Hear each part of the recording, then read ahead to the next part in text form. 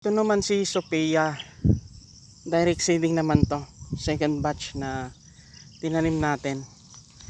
So, ito na siya. Malago na rin. Kasama na yung damo.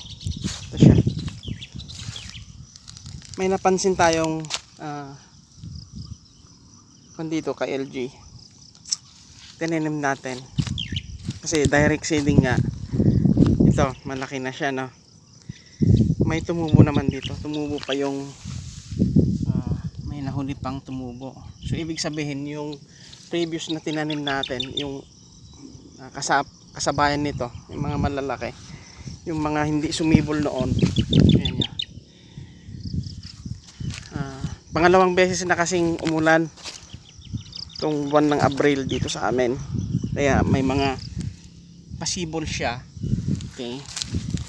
Nung umulan, nag-sprout. Then nasundot natin ng tubig. Ayan nga siya. So tignan natin kung makakahabol yung huling tumubo. Obserbahan po natin. Ganyan po tayo, nag-observe po tayo habang tayo ay nagtatanim. Papagamasan din natin to. At itong pagitan na to, kasya naman yung traktora na maliit. Araruhin natin para malinis. Hindi buong area is magkakadamo. Kagaya doon sa kabila. Yan. So tanim lang ng tanim mga ka-LG. Happy farming sa lahat.